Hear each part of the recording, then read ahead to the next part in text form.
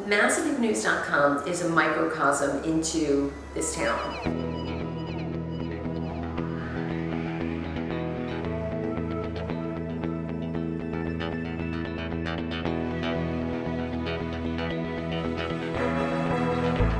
Where it began, let's see.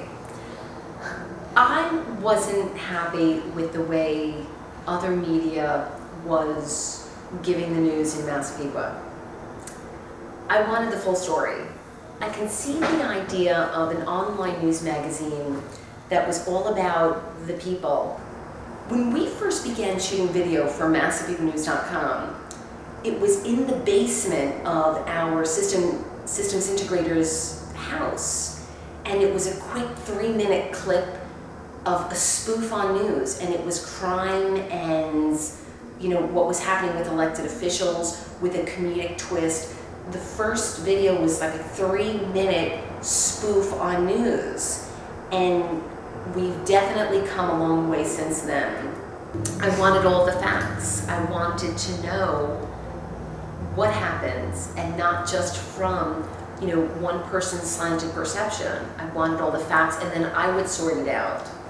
So we conceived the idea of Massapequanews.com, and it became an online news magazine. Is it fair to say that it's an online news magazine that gets up close and personal with elected officials and celebrities and merchants and residents? I'm the editor. I get to handle the day-to-day operations of this online news magazine.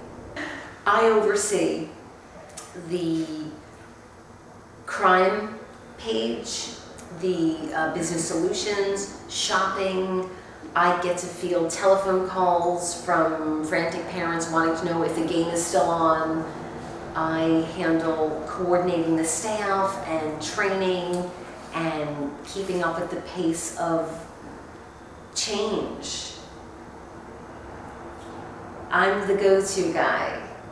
We understand at Massapequanews.com that there are a tremendous amount of things that are out of our control. We can't control the economy, we can't control the weather. The only thing we can control is how we handle those things. And in an oppressive economy, we view that as an opportunity to get ahead, to go and buy the building on Merrick Road.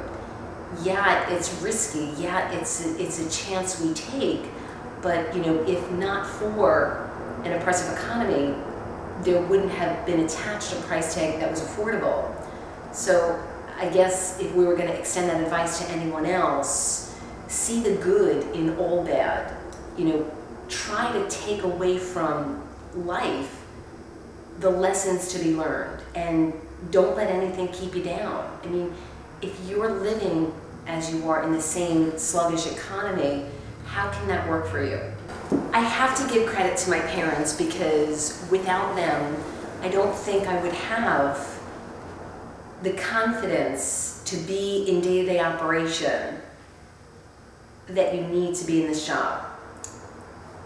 I was fortunate to watch the evolution of my parents go from being very conservative Republicans to almost cutting-edge independence.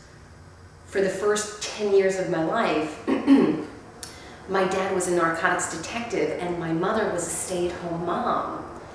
And by the time I was 10, maybe 12, approaching my teen years, my dad retired from the police force and my mother went out into the workforce. So I watched that evolution in my mom from being a conservative, stay-at-home housewife, caregiver of the children, to business owner. So I have to give my parents a tremendous amount of credit for instilling in me real life lessons. Mike Dietz handles the systems integration, and Brian Borgi handles web design. Dave handles the MySpace and YouTube accounts, and you think that's just a whole lot of fun. The kid comes in, he gets to hang out on MySpace. It's a lot of work. Sabrina Hafner started out as a little kid taking pictures with her tiny little digital, and she evolved into Sabrina Montana. She's a young lady, shooting with the big gun. Kara is our newest newsie. She is handling writing. She's a staff writer. Everybody that works in the newsroom came in through someone else. You can't just get in. You have to come in through somebody else. Newsy just happened.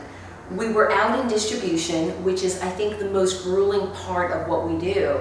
It's pounding the pavement of this community. It's getting the print edition into almost every store, hospital, business, office, resident in the greater Massapequas. While I also fancy myself a writer, there are writers that inspire me, and even just a handful of today's writers, John Savin, Robert Barrett, Michael Martino.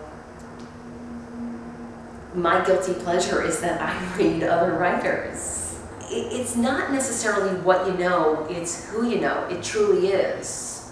Well, part of the job description here at MassapequaNews.com is that you must be a Scrubs fan.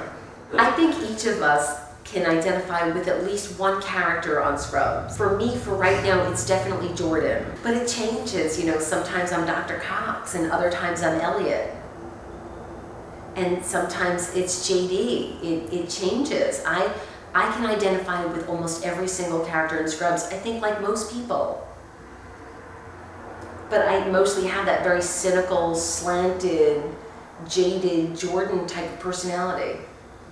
That's probably a very raw description of my personality. I sat with our Nassau County District Attorney Kathleen Rice, our Police Commissioner Mulvey, every elected official in the town of Oyster Bay, even local residents like Kieran McCaffrey's dad and Natalie Siaka's parents. We've definitely come a long way.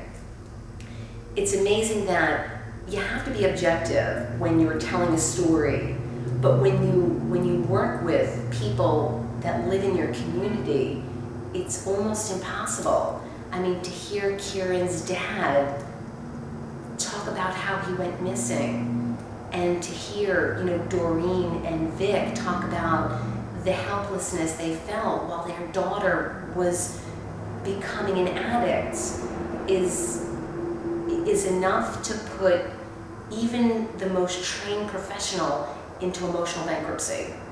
I would have to say Town of Oyster Bay Supervisor John Venditto is my favorite.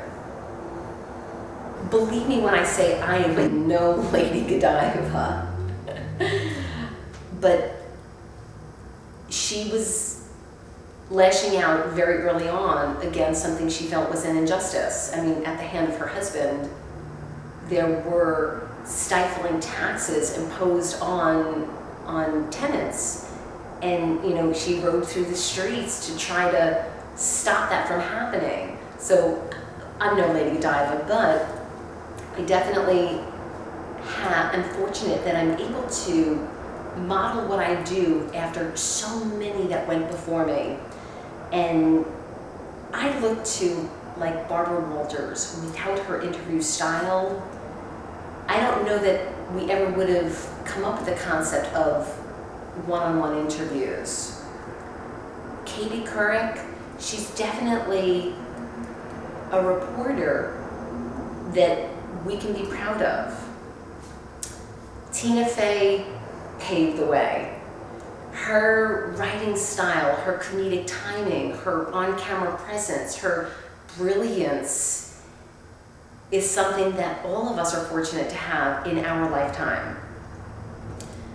Christine Amanpour, I give her a tremendous amount of credit. She puts her life on the line to bring to us what's happening abroad. And someone like Diane Sawyer, she's just the epitome of grace. I don't want to discount my contemporary reporters like Lauren Sivan. I mean, there's definitely a place in this world for the Lauren Sivans. And it's very easy to do what we do here because this is such an incredible place. I mean, we've got Burns Park right across the street. Marjorie Post is second only to Burns Park.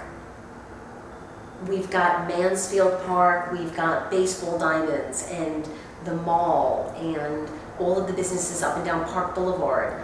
It is just the place to be. The end.